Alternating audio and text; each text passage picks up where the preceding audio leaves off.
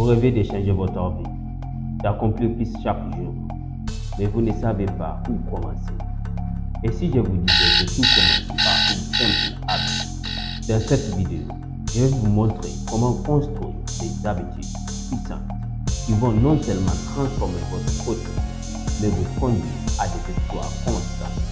Préparez-vous à découvrir la clé de votre succès, une habitude à la fois. Bonjour, ici Adam Bourema. Et aujourd'hui, nous allons reprendre notre série Résolution Révolution. Et on va parler d'une chose très importante, la construction des habitudes puissantes.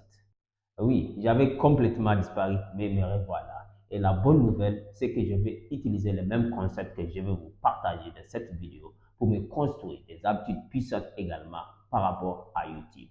Alors, si vraiment vous êtes intéressé par construire des habitudes puissantes qui vont vous aider, ou simplement vous êtes tombé sur cette vidéo, vous n'avez pas vu les précédentes vidéos, sachez que j'ai décidé de créer une série de vidéos très utiles.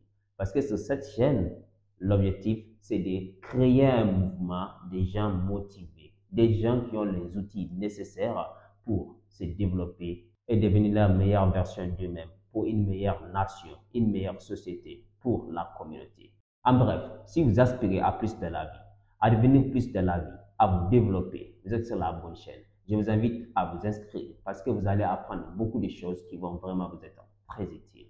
Et aujourd'hui, dans notre épisode 6 de notre série Résolution en Révolution, nous allons découvrir 5 choses sur les habitudes qui vont nous aider à non seulement comprendre plus les habitudes, d'où ils viennent et surtout comment bien les utiliser pour atteindre nos objectifs et atteindre le succès désiré. Et notre premier point se focalise sur comprendre comment se forment les habitudes. Et pour bien comprendre comment se forment les habitudes, nous devons comprendre les structures même des habitudes. En réalité, les habitudes sont composées de 3 étapes. Les déclencheurs, la routine et la récompense. Prenons un exemple très simple. 2 personnes, l'une des personnes fume et l'autre ne fume pas. La cigarette. Une fois que ces 2 personnes sont en contact avec un paquet de cigarettes, pendant que pour celui qui ne fume pas de cigarettes, c'est juste un non-événement. Pendant que l'autre qui fume, c'est toute une autre histoire. En réalité, il s'est passé tellement de choses dans son cerveau. Il y a eu les déclencheurs, c'était quoi? Les paquets de cigarettes. Il y a la routine. Et c'est là, en réalité, que ça devient intéressant. C'est là que vous allez comprendre, en fait, le hic des habitudes. Parce que, plus que les comportements, il se passe des choses chimiques qui contrôlent, en réalité, la personne. En réalité, une fois que le cerveau a été en contact avec les déclencheurs, il a envoyé certaines hormones dans le corps pour créer le désir, qui est la routine, de fumer. Et s'il ne fume pas, il sera mal à l'aise. Une fois qu'il décide de passer à l'action, de réagir suite à ces déclencheurs, il fume, il aura ce qu'on appelle la récompense. Je pense que c'est très clair. Donc, déclencheur, routine, récompense. C'est ça les structures des habitudes. Mais à la base, comment même ça s'est formé? Pourquoi l'autre n'est pas fumeur, l'autre est fumeur? Pourquoi l'autre est à l'aise même s'il est face à même des cartons, pas des paquets de cigarettes, et l'autre malheureusement, même s'il voit juste un bout de cigarette fumée, sèche, il a tout un problème s'il ne fume pas. C'est justement là qu'on va parler de l'importance de la répétition. En réalité, celui qui est devenu fumeur, un jour par curiosité ou bien par le fait de son environnement, a décidé de fumer puis une deuxième fois. Malheureusement, il ne savait pas ce qu'il se faisait en ce moment. Pourquoi? La répétition. La répétition est non seulement la mère de l'apprentissage, mais elle est également la mère de la création en réalité des habitudes. Car les habitudes également, c'est là. En ce faisant, il est en train, lentement en tout cas, de rééduquer son cerveau à s'habituer à une nouvelle substance qu'on appelle communément en français excitant. Et c'est justement là qu'on va parler de notre deuxième point, pour mieux comprendre les habitudes et mieux les utiliser pour réussir, pas se créer des habitudes qui nous détruisent à petit feu. Commencez petit pour se construire des habitudes solides. Justement, la même personne qui fume la cigarette avait juste commencé petit, banalement. Ici et là, ici et là. Mais juste progressivement, il a formé ce qu'on appelle en français micro-habitudes. Après, ces micro-habitudes se transforment en habitudes pleines. Et l'habitude pleine se transforme en trait de caractère. Une fois que c'est devenu un trait de caractère, c'est toute une autre histoire. Donc maintenant qu'on connaît les structures des habitudes et qu'on sait également que l'habitude commence petit à petit pour grandir, pour passer du micro à l'habitude pleine et puis de l'habitude pleine à un trait de caractère, on va voir justement comment utiliser ces informations pour nous créer, pas les mauvaises habitudes, mais nous créer les bonnes habitudes que nous voulons vraiment avoir dans notre vie. Combien de fois nous avons décidé de nous réveiller tous les matins? À partir d'aujourd'hui, je vais commencer le sport. À partir d'aujourd'hui, je vais commencer à publier une vidéo par semaine. Mais une semaine plus tard, souvent quelques heures plus tard, on se retrouve à avoir laissé tomber notre nouvelle habitude que nous voulons créer. Pourtant, tant bien important pour nous. Donc, je vous donne des choses qui vont vous aider à arriver à hacker votre cerveau, à créer l'habitude importante et utile pour vous dont vous avez besoin pour passer au niveau supérieur de votre cheminement sur la voie de la grandeur. La première chose qui va vous aider dans ce cheminement, c'est déjà d'utiliser ces concepts. Commencez petit. Juste commencez petit et soyez patient. Ça va grandir petit à petit. Mais ce n'est jamais suffisant en réalité, parce que les bonnes habitudes, en réalité, sont difficiles à créer. Les bonnes habitudes sont très dures à créer, mais très faciles à vivre. Les mauvaises habitudes sont faciles à créer, mais très dures à vivre.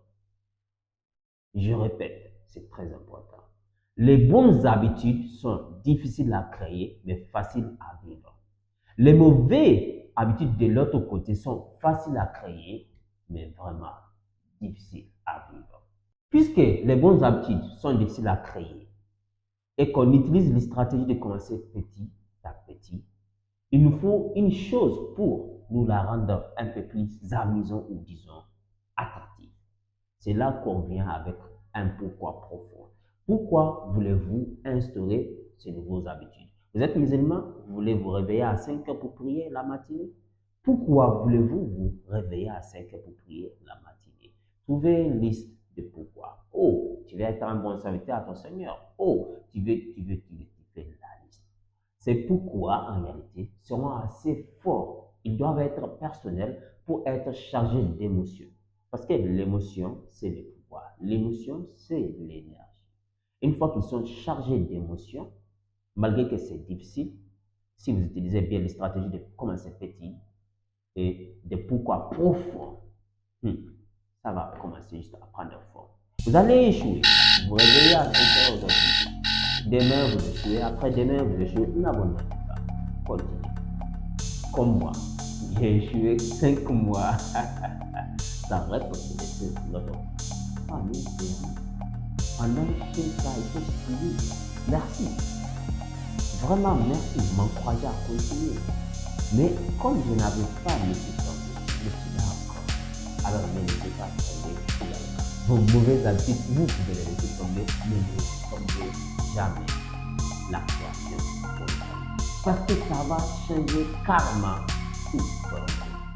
C'est justement là qu'on va parler de notre troisième point pour la création des habitudes puissantes pour nous aider à réussir, à atteindre le succès voulu. L'impact des habitudes quotidiennes sur le succès. Exactement. C'est pourquoi vous ne devez pas abandonner. Mais si c'était facile, ça n'aura rien d'intéressant. C'est pourquoi ce n'est pas intéressant d'être un alcoolique. C'est pourquoi ce n'est pas intéressant d'être un accro à la cigarette. Parce que c'est facile, ça n'a pas de valeur. Par contre, ce qui a de valeur, c'est d'être discipliné. C'est de pratiquer du sport quotidien. C'est de bien manger, bien dormir. C'est d'être un lecteur. C'est de regarder des types de vidéos. Mais le plus important, c'est de créer encore l'habitude de mollusques de gamme. Passer à l'action. Parce que l'action est le maître du jeu. Et pour bien illustrer l'importance de ces impacts, même si vous commencez juste petit, d'accord, de ces bonnes habitudes que vous créez, on va prendre Mia Dakoukari. Et pour vous illustrer l'importance de tenir ces habitudes malgré que c'est difficile, même si on commence que petit à petit, avec un bon profond pourquoi, on commence, on échoue, on recommence, on échoue, on recommence, on échoue. On est frustré, mais on continue. L'exemple parfait, c'est le MIA d'Apophase. En français, pompe à court d'air. Ça marche comment? Vous voyez une pompe à court d'air. Vous appuyez sur ça. Ça lance un cours d'air qui vous fait monter l'eau et ça repousse. Vous repoussez. Mia de Koukari, Mia de Koukari, Mia de Koukari. Souvent, dépendant de la profondeur, des minutes, mais souvent quelques secondes.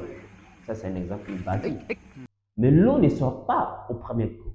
L'eau ne sort pas au deuxième coup. L'eau ne sort pas au 30e coup. Souvent, il faut une quarantaine, cinquantaine, centaine de fois, dépendant une fois de plus de la profondeur de la nappe. L'eau commence à sortir juste un peu. Mais dès que l'eau commence à sortir un peu, on appelle ça le momentum. L'eau, progressivement, ne fait que sortir en abondance. Plus vous appuyez, plus l'eau sort. Plus vous appuyez, plus l'eau sort. Il n'y a plus d'espace vide maintenant. C'est totalement rempli. C'est la même chose avec les bonnes habitudes. Commencez petit et vos pourquoi. Soyez patient avec vous. Et soyez patient avec vous. C'est la beauté de la chose. C'est la beauté de la discipline. C'est la beauté de la constance. C'est la beauté de l'homme que vous devenez sur le chemin de la réalisation, de la grandeur de votre meilleure version de vous-même. Cette version que vous voulez donner au monde. Et dans notre quatrième point, nous allons parler d'une chose très capitale. Vous voyez, la création des habitudes, des bonnes habitudes, c'est vraiment difficile. Alors, en ayant un système qui va tout rationaliser pour vous, parce qu'il faut sortir de l'émotion, sinon je vous promets que vous allez abandonner sans même commencer. Pour faire les choses difficiles, même si vous êtes une femme quand vous regardez cette vidéo, faites appel à votre partie logique. Parce que la partie émotionnelle ne pourra gérer cela. Alors, les systèmes nous aident à faire cela. Mettez les choses sur papier. Je vous donne un exemple de ce que je fais par exemple. Vous le suivez, vous faites un faveur énorme. À chaque soir, avant de dormir, faites la liste de ce que vous voulez accomplir le lendemain. Une fois le lendemain arrivé, la journée finalisée, le soir d'après, regardez exactement la liste de ce que vous êtes promis de faire. Faites pas fait, n'est pas fait, pourquoi? Listez les pourquoi. Identifiez les déclencheurs, les distractions. Vous allez prendre conscience de ces déclencheurs, de ces distractions. Et c'est pourquoi vous n'avez pas fait ce que vous avez prévu. Et vous allez juste reporter cela pour le lendemain. Rappelez-vous le progrès, le développement personnel. Ça doit être une chose à vie. Vous savez, être prêté nous ramène dans la vie. Mais le plus important dans ça, que vous devez noter actuellement, c'est également de lister. Et conseil, n'essayez pas de créer plusieurs habitudes en même temps. Supposons que vous voulez créer 10 bonnes habitudes. Juste faites la liste de ces 10 bonnes habitudes et posez-vous la question, quelle est la plus importante de ces 10 bonnes habitudes? Identifiez, correct. Prenez-la et travaillez sur cela jusqu'à ce que ça soit un acquis. Ensuite, vous pouvez aller aux autres. Parce que vraiment, c'est une grande charge mentale pour notre cerveau, la création des habitudes pour vouloir en créer plusieurs en même temps. D'accord? Donc, une fois que vous identifiez cette habitude, cette famille habitude qui va vous aider à transformer, c'est de l'écrire. C'est de prendre un papier rame, de l'écrire en haut. Création des X habitudes. Une fois cela fait, notez pourquoi je veux cette habitude dans ma vie. Vous listez tous les pourquoi. Ils doivent être profondément liés à ce que vous désirez pour que ça soit émotionnalisé. D'accord? Une fois cela fait, maintenant réécrivez également comment votre vie sera si vous n'incorporez pas cette habitude. Comment vous serez dans 5 ans si vous n'avez pas cette habitude que vous voulez dans votre vie. Une fois cela fait, listez maintenant comment serait votre vie 2 ans plus tard, 5 ans plus tard avec ces bonnes habitudes. Une fois cela fait, bravo. Chaque jour, vous allez faire le suivi de ces habitudes. Vous pouvez prendre un calendrier. Vous allez noter 1 à 30 sur votre calendrier. Chaque jour, quand vous réussissez à le faire, vous cochez. Et chaque jour, quand vous n'arrivez pas, vous mettez un croix. Ça va être assez concret. Vous pouvez voir en temps réel votre niveau de discipline, votre niveau de progrès. Et quand on suit une chose, ça devient non seulement rationnel, mais ça devient concret. Parce que quand on a les choses en vague, on pense qu'on est un génie, on pense qu'on travaille, on pense qu'on se développe. Mais ce qu'on ne peut pas mesurer en réalité nous fait juste illusionner.